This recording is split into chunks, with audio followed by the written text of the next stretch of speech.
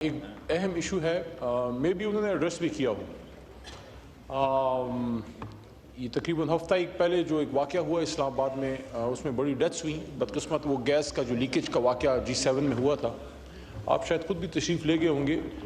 मैं गया था वहाँ उनसे अफसोस करने, तो बहुत ही अफसरदगी वाला एक माहौल था। और यानी कि जिन मौसूफ़ के घर में मेनली जो वाक़या हुआ है, मेरे ख़्याल में शायद हनीफ मसीह साहब उनका इसम शरीफ है, तलाल साहब, तो उनके यानी कि इतना मैंने कोई, हम सारे सियासी लोग हैं, गमी खुशी में हम सब लोग जाते हैं, लेकिन इतना कोई ट्रेजिक मैंने कम ही जगह देखी हैं कि उनके बेटे, उनकी अली साहब क्वेश्चन आप ओवर हो गया, प्लीज़ जल्दी कर लें जी, और उनके जो है वाइफ सब उसमें फौत हो गए हैं। मेरी रिक्वेस्ट होगी कि उनको कोई वहाँ रेजिडेंशियल भी कुछ इश्यूज़ हैं, तो अगर आप तशरीफ़ ले गए हैं तो उनको ज़रा प्लीज़ एड्रेस कर लीजिएगा। और इसमें ज़िमनी नुक्ता ये है, और ये इंटीरियर मिनिस्ट्री के लिए भी है लेकिन पार्लियामेंट के लिए भी, कि ये जो इन सेक्टर्स में हमारे कुछ भाई रहते हैं जो कमज़ोर आमदनी वाले हैं और छोटे उनके घर हैं, वहाँ सफाई के बड़े मसले हैं, बड़े इश्यूज़ हैं। उस पर हम कब सोचेंगे? साथ ही 5 या 10 मिनट के फासले पे बड़े बड़े बेंगलौज हैं, F6 में, F7 में, F10 में,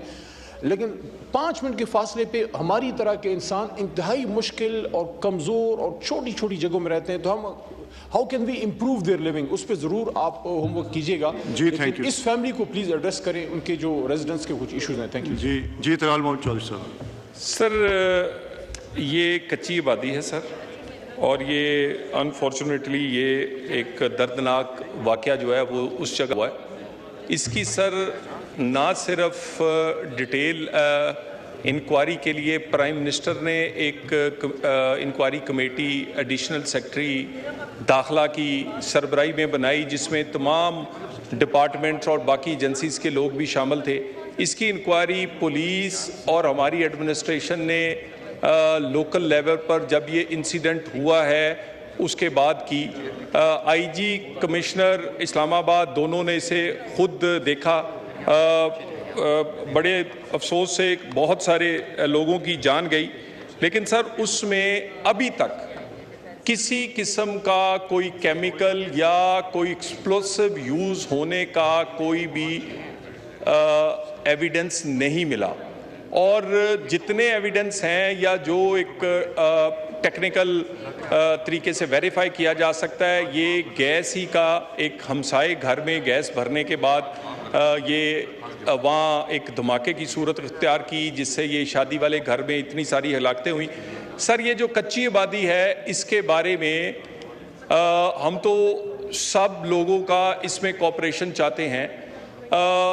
बिल्कुल किसी गरीब को बेघर करना तो किसी हुकूमत चाहेगी नहीं और ना ये हो सकता है, लेकिन सर इस कच्ची आबादी कल्चर को प्रमोट नहीं किया जा सकता।